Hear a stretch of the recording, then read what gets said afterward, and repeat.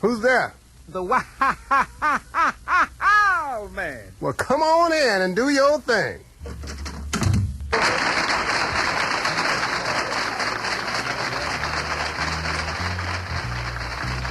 Hey, it's school time, and we're in the classroom with three great pupils. That's right, three great young fellas, about 6 or 7 years of age, an Italian boy, a colored boy, and a little Jewish boy. And the teacher said to all three pupils, "Pupils, we are going to have a sentence bee." I said, "A sentence bee? I never heard of nothing like that." "A spelling bee, yes, but a sentence bee." And the teacher said to all them little 6 and 7 years old, "I want you to get together and give me a sentence and use the word definitely." In case you cannot use the word definitely, you have permission to question your teacher. The first one jumped up and was named Solomon, the little Jewish boy. He said, "Teacher, I don't have to question you, teacher, because I got my sentence together." The teacher said, "Let me hear it, Solomon, but remember, it must include the word definitely." Solomon jumped up and said, "It is raining outside, and the ground is definitely wet."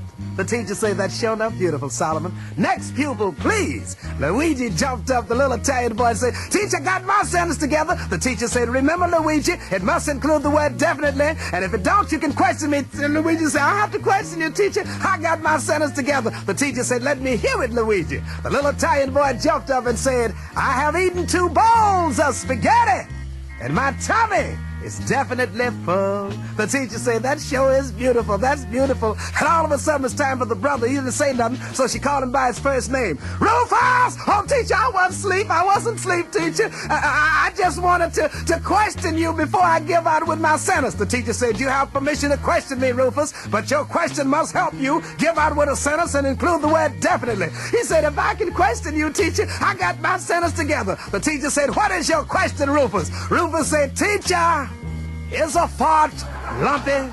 The teacher said, "Repeat your question, Rufus." Rufus said, "I said, is a fart lumpy?" The teacher said, "No, it is not." Rufus said, "Well, I have definitely shitted in my pants."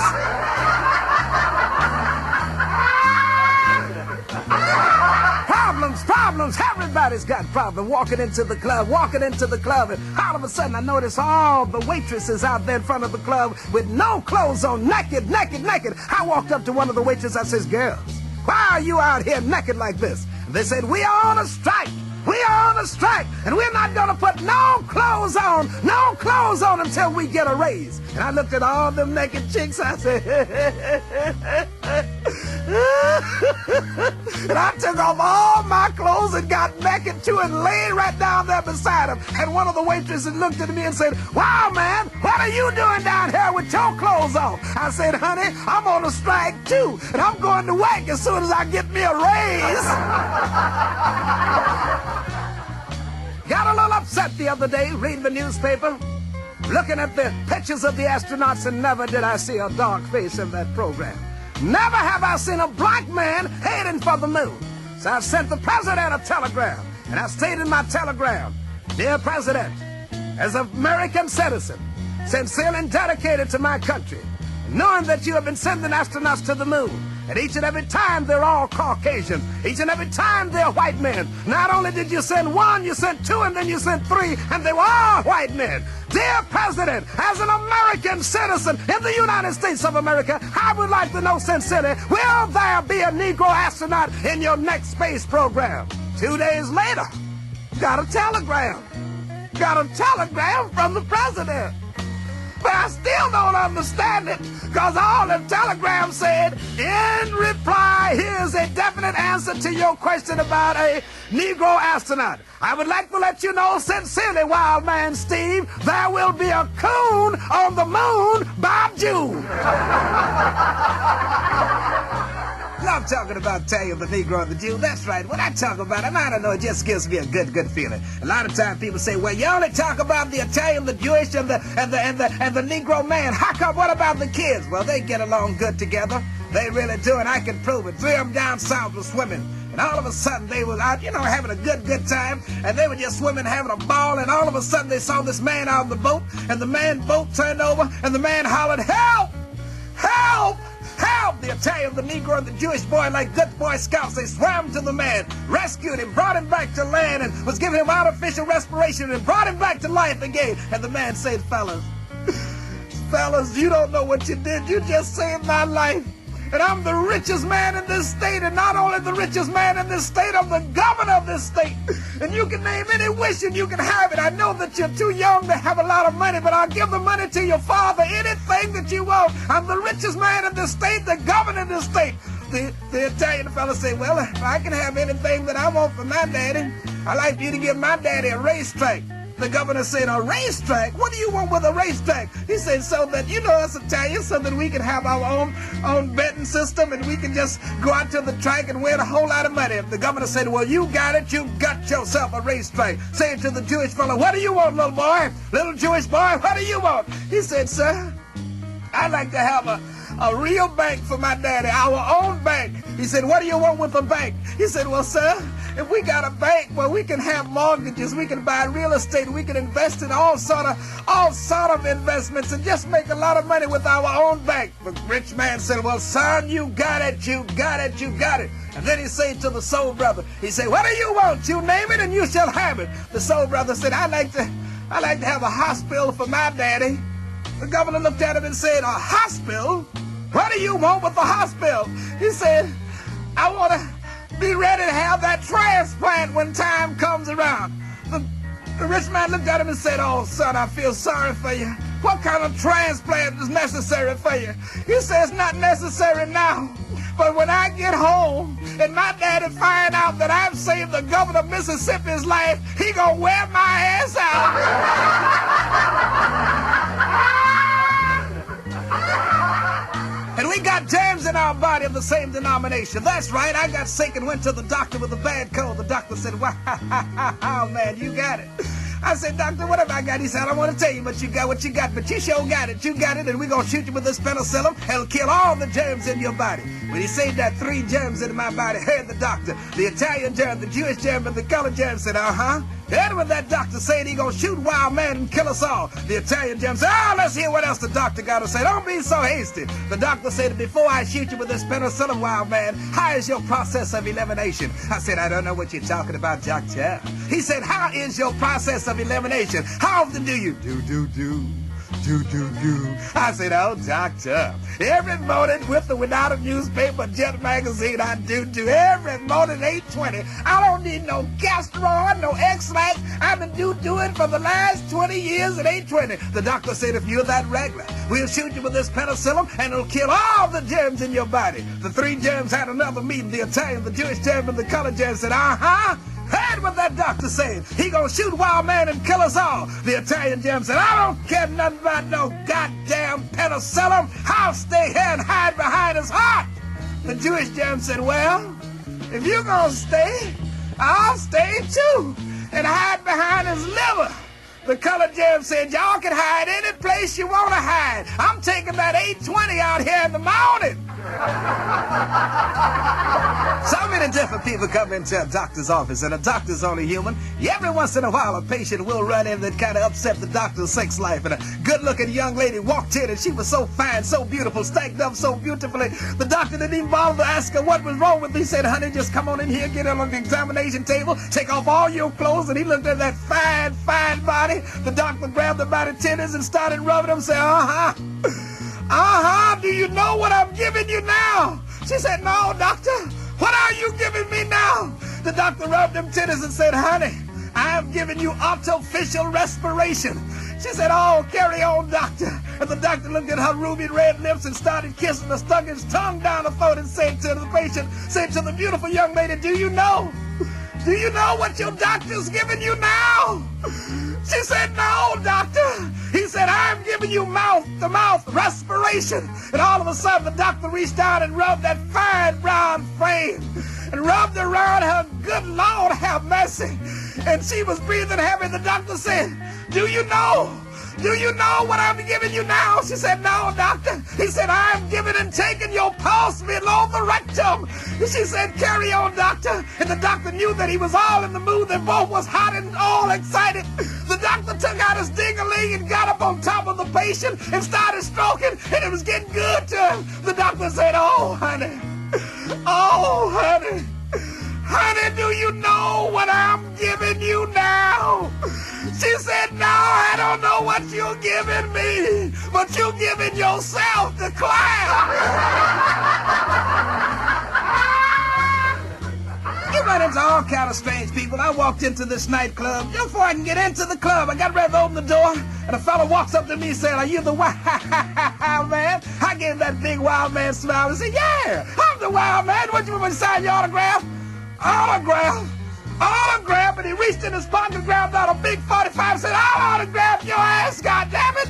I said, "What, do you want to kill me for, mister? I don't even know you." He said, "You know my daughter, and you was in town 9 months ago, and you had sex with my daughter, and she's pregnant for you, and if you don't do something about it, you see this gun, I'll kill you, I'll kill you." I said, "Hold it, sir.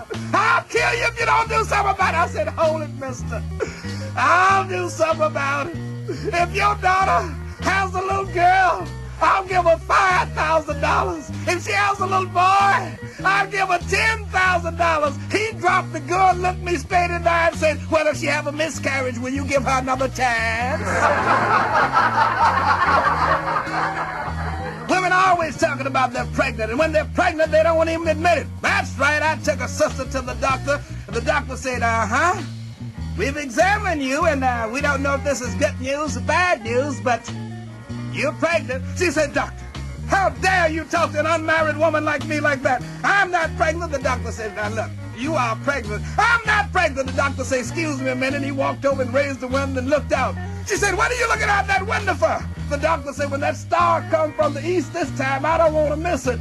She said, "Doctor, I'm not pregnant. I'm not pregnant." The doctor said, "Well, wait a minute. Let me just hit you with a few questions. Have you been around anybody having sex?" She said, Well, I was around somebody. I have nothing to do, doctor. Here's what happened." The doctor said, "Tell me what happened." "Well, doctor, we had a big family reunion. All our family came down from Georgia, North Carolina, and everybody didn't have no places to sleep, so we just like a big family. So I slept in the bed with my sister and her husband." "Oh, my God, Doc. You don't think none could have splashed off on me, do you?" "If it did, he sure was wailing." Many people always ask me, said, "Wow, man, what other kind of work have you ever did besides tell jokes and be a disc jockey?" Well, I must go back to my labor vocation. That's right, I worked hard at one time right in your city, hauling coal. That's right, I used to drive a coal truck. And I had to quit the job, and I'll tell you why. It wasn't because the job didn't pay money, but we got a special delivery for Mrs. Brown. The boss man said, "Wow, man, I want you to take a load of soft coal and a load of hard coal over to Mrs. Brown's house and drop it down her chute." I said, "All right, boss man." I jumped into the truck, got the hard coal on the truck, the soft coal on the truck, drove over to Mrs. Brown's house and backed it up to her chute. No sooner I got ready to drop the coal, she hollered out the window, "Hey, wild man, wild man." I said, "What you want, Miss Brown? You can't drop that coal down that chute now. Don't you see that I got all my clothes up on the line?" I said, "But let me just drop it now, Miss Brown. I got other deliveries to make." She said, "You can't drop it now, doggone it. I got my clothes up on the line." I got so mad with Miss Brown, I ran to the telephone and called my boss. I said, "I quit this job right now." He said, "Why do you quit, wild man?" I said, "I'll tell you why I quit. I got the soft off, the hard on, and Miss Brown got her clothes up and won't let me put it in." I grabbed this fella walking into the ladies' room. I said, "Where you going?" He turned around with his little queer self and said, "Wow, man." I said, "Yeah, I am going to the ladies' room." I said, "Look at you, a man just like me. You wearing pants just like me. What right do you think that you have to go into the ladies' room?" He looked at me with a little smile on his sissy face and said, "Because I have my mother's features." I said, "Look at here, faggot. You might have your mother's features, but you got your father's fixtures, so you know where to go." So many things happening to the men's room. And girls, you ought to go in that men's room sometime. If you ever go in that men's room one time, you'll never believe that thing Abraham Lincoln said long time ago. All men are created equal. That's a goddamn lie in that men's room. I am telling you, I went in there and I turned around and looked at a cat. I said, "God damn." I said, "Brother, if I had all of that, I'd rule the world." He said, "That ain't mine. That's the cat way in the back of the line." And I'm telling it just like it is. I mean, some of you listening say, my God, Wild Man must be a faggot. He going there and look at men. I am no faggot.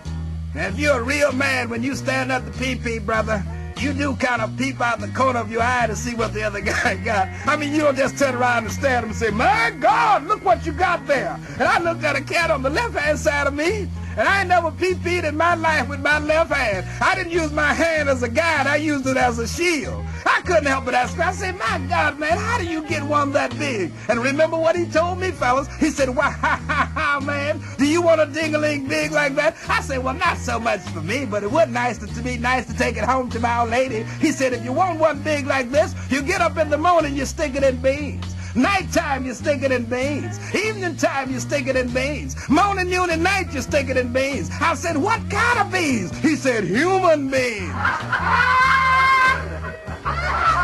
And then this fella right over in the right-hand side, he come running in there with his little ding-a-ling talking about, wow, man, if I had 2 more inches, I'd be a king. I said, baby, if you was 2 inches shorter, you'd be a queen. The men's room was so crowded and I was so embarrassed, I sat down and pee-peed. And when I sat down to pee, a fellow walked in and looked at me and said, uh-huh. I thought you was a sissy. I said, what are you talking about, fool? He said, if you was a man, you'd stand up and let it flow. I said, look, fool, I am no sissy, and the only reason why I'm sitting down peeing is I had a little trouble with my back, and my doctor told me don't lift nothing heavy. When I said pee-pee, I saw the expression on that lady's face, and I'm only talking to her through this album. She said, my God, I heard that he was nasty, but I did not think he would stand up on this album and say pee-pee. Yes, I said it, God damn it, wherever you are. Wild Man said pee. Pee. Piss, God damn it. Sitting up there acting like you ain't never heard of nobody doing it. And I know some of you out there listening that take a shit sometime. And if you show me one person that don't take a shit, I'll show you somebody that's full of shit.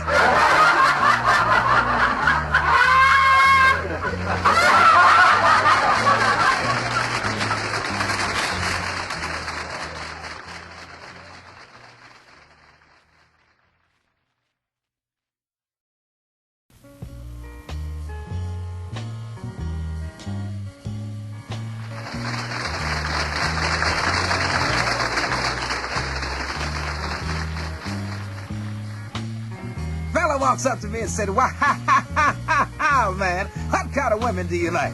Well, I said, what do you mean by that? I like women that are good-looking, nice-looking, with a nice shape. He said, I don't mean about appearance. I mean about their age. What age bracket of women do you like? Well, I'll tell it just like it is, partner. I like women over 40. He said, women over 40? Over 40? I said, that's right, I like them over 40. He said, why do you like them over 40? I said, partner, when they're over 40, they don't yell, they don't tell, they don't swell, they don't smell, and when you sock it to them, they're grateful as hell.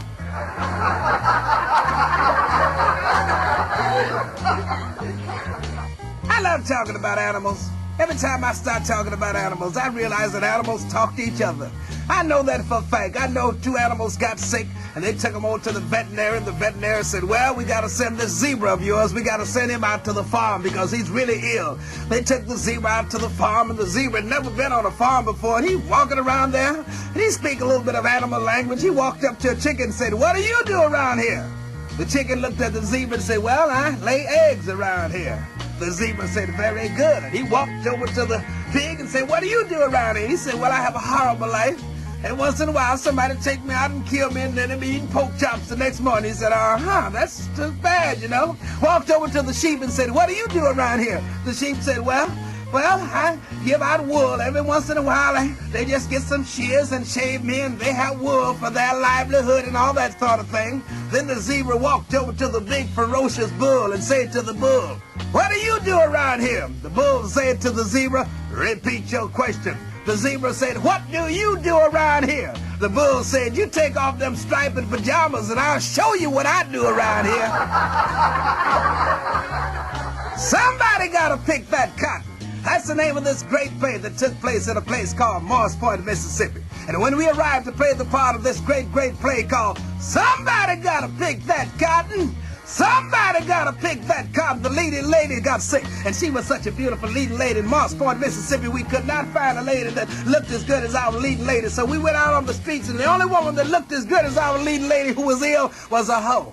A prostitute. You can call anything you want to call her, but she was a hoe. And we said, honey, we need you in our place. She said, I'm not going to get up on no stage in my own hometown, and I know that theater's going to be packed. Everybody coming to see that play. You're not going to make no goddamn fool out of me. I said, hold it, honey. When we put that theatrical makeup on you, nobody will recognize you. And we gave another $15. You know, goddamn. She said, I tried one time. We made up, and that night the theater was packed. Everybody came out to see that play called Somebody Gotta Pick That Cotton. Somebody gotta pick that cotton, and the cotton picker was the husband. His name was Cotton Picking John. Got his lunchbox in his hand and going out to the fields to pick that cotton, and all of a sudden he kisses his wife, and his wife was named Sarah. She said, Sarah, Sarah, I love you, Sarah. I love you, Sarah. And Sarah said, go and pick that cotton. You my cotton picking John. Somebody gotta pick that cotton. Go and pick that cotton, Cotton Picking John. And John knows that somebody gotta pick that cotton. He goes out in the hot sun with the lunchbox in his hand. And no sooner he get out into the field, the lover tips in the back door. Some of you might say, well, how do you know it's the lover? Why, man, I know it's the lover because he comes in singing a love song. Woke up this morning with my afro in my eye, and my baby said hi. Oh, she said, oh, my lover, come on and sock it to me, daddy. Sock it to me. And they disrobe and get right in the middle of the floor and start making love. And John's out in that hot sun, and all of a sudden he said, I think I'll have me a sandwich. Reaching his lunchbox, grabs the sandwich, bite into it, he said, what? What?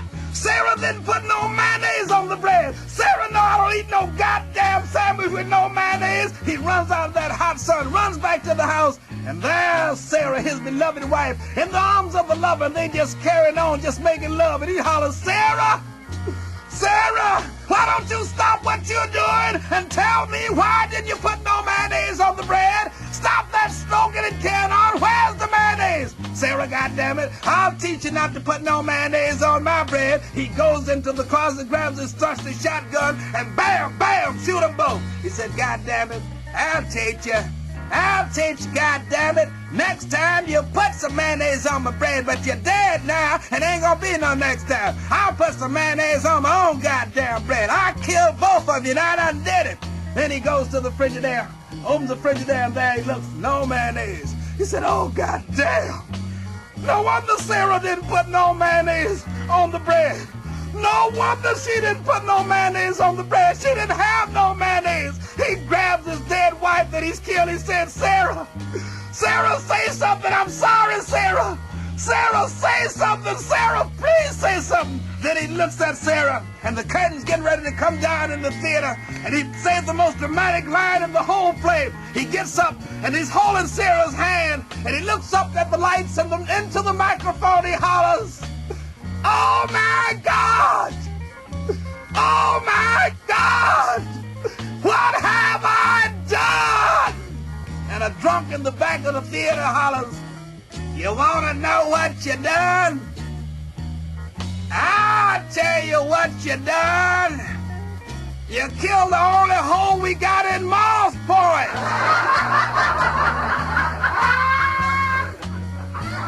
Many times, so many people get totally confused because when you say you're Jewish, you're looking for a Caucasian-looking individual. And I know this Jewish colored couple, this Jewish black couple walked into one of them exclusive hotels on Miami Beach and said, we'd like to have a room, sir. And the clerk looked at him, the desk clerk said, I'm sorry, but this is a Jewish hotel. We only rent to Jewish people. And the colored fellow said, we are Jewish. It's just a matter that we are the darker type of Jewish people. And the desk clerk said, well, if you're Jewish, suppose you answer these questions and I'll find out who was Mary. The soul brother said, Mary was the mother of Jesus. And the desk clerk said, well, where did she give birth to Jesus? The soul sister said, in a stable. The desk clerk said, well, before I rent you this room, why did she have to give birth to Jesus in a stable? The soul brother said, because a mother like you wouldn't rent him a room. I love talking about the Jewish people. While I'm talking about everybody, even soul people, I went to a Soul Brothers church in Macon, Georgia, and the Reverend preached a sermon that was so beautiful, but I had heard the sermon before. And I'm sitting up there with my buddy that had taken me to church, and the Reverend said, "Thou shalt hear the story about the 10 Commandments." And my brother started just relaxing and enjoying the sermon. And Reverend said, "Here's the 10 Commandments. I want you to remember this. Thou shalt not steal." And when he said steal, buddy sitting next to me, he looked like he got so mad, he just got so angry. Oh, you could see all the anger in his face. And all of a sudden the Reverend said, "Thou shalt not commit adultery." And when he said adultery, the Soul Brother started smiling. I couldn't hardly wait until we got off the church. I said, "Man, I've been hearing the 10 Commandments all of my life, and I just can't understand the expression on your face. When Reverend said, 'Thou shalt not steal,' looked like you got so mad you wanted to whip the world. And then when Reverend said, 'Thou shalt not commit adultery,' you had the smile of pleasure all over your face. Tell me what happened." He said, "Wow, man, I'm going to tell it just like it is. When Reverend said, 'Thou shalt not steal,' I looked down and my umbrella was gone. But when Reverend said, 'Thou shalt not commit adultery,' I remembered where I left it." Went to this masquerade party on the outskirts of town.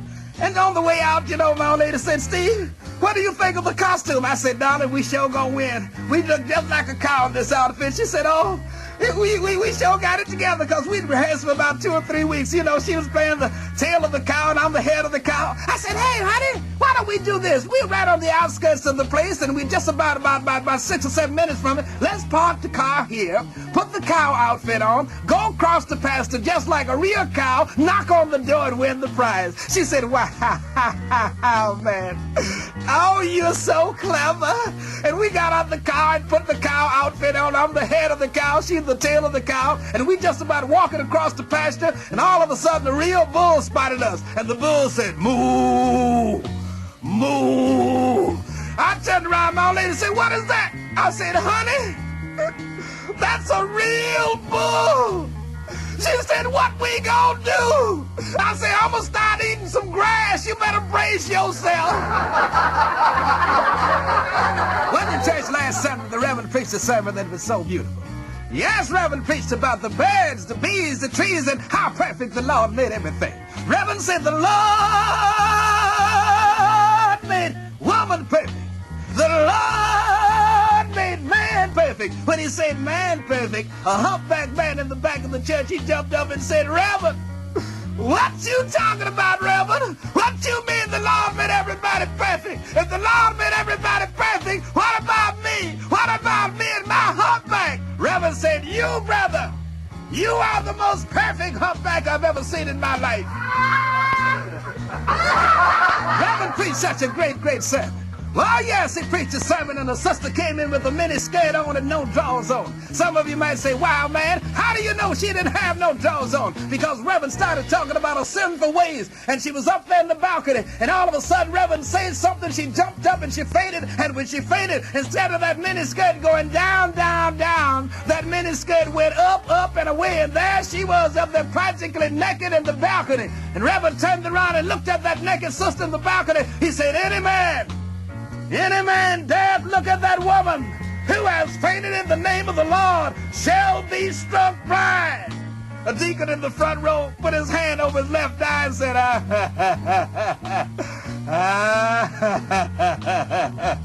"I'm going to take a chance on the one eye anyway."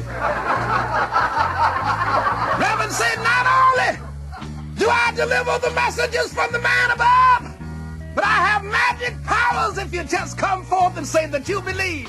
When he said that, nobody believed the Reverend. The Reverend said, "If you got some pain in your body, I don't care where that pain may be, just put your hand on that pain and say, 'I believe,' and everything will be all right." A sister said, "What the hell? I take a chance on it." She said, "Healer, healer, healer, can you do something for my hand? Arthritis in my hand, can you do something? I believe." When she said she believed, her hand became alive, and everybody saw that miracle in the church.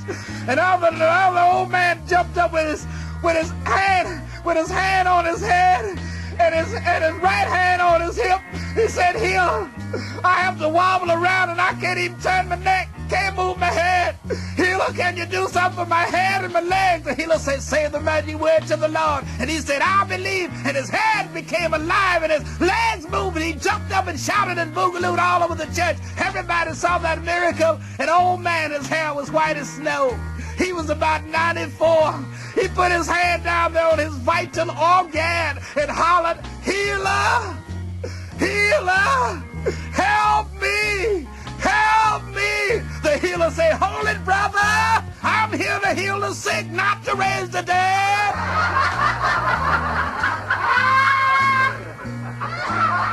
So many people ask me, wow, man, he always talking about the Italian, the Negro, and the Jew. Heard you talking about the Ten Commandments. How come the Jewish people get credit for the Ten Commandments? And I say to my friend, and I'll say to everybody listening to me right now, I'll tell you why the Jewish people get credit for the Ten Commandments. It happened thousands of years ago.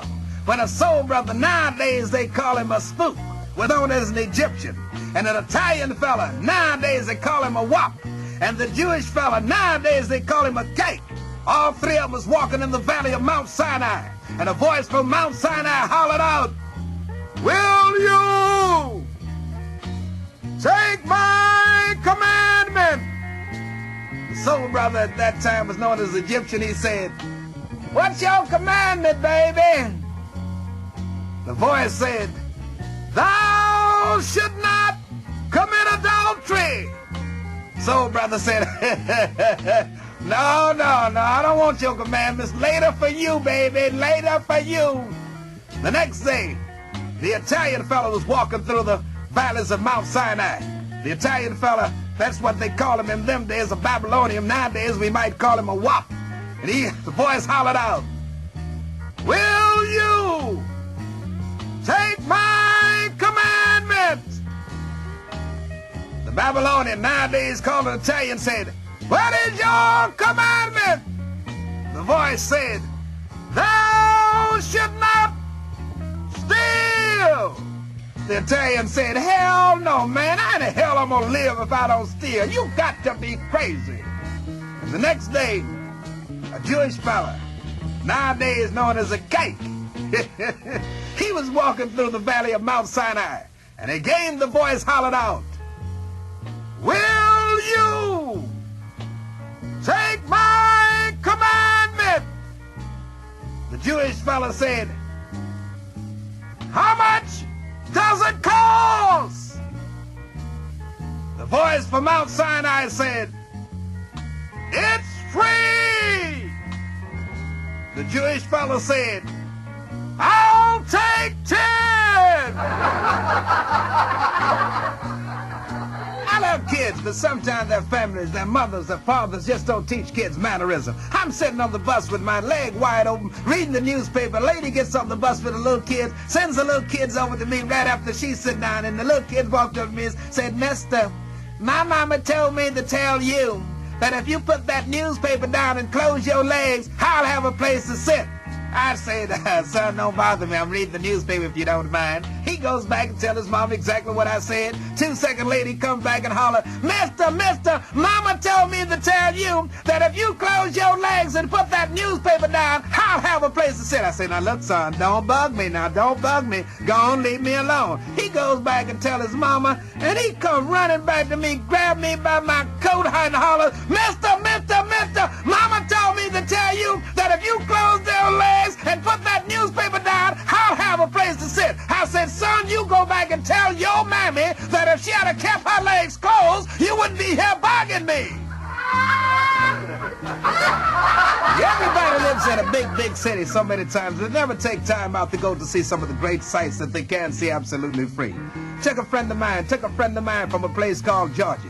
Took him to the museum, and there he saw all these great works of art. He saw this statue. One statue was holding his nose, and another statue was pointing his finger, and another statue was shielding his eyes. And he looked at the statues, all three of them. He said, wow, man, I'm not so artistic, and I don't quite understand all great works of art. The gentleman holding his nose, what does that identify with? I said, friend of mine, that statue holding his nose is showing the sense of smell. He said, well, what does that mean with his finger pointing? I said, that good friend of mine, the statue with his arms extended, showing the art, the sense of direction. He said, well, what has that been doing with this, with a little bashful smile on his face and shield in his eyes?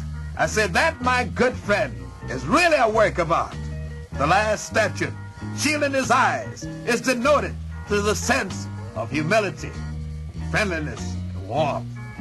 He said, oh, I'm so glad you told me, Steve, because I was really confused. I said, well, what did you think it was? He said, I thought the first one was saying, who fired him? And I thought the second one said, he did. And the third one said, I did not.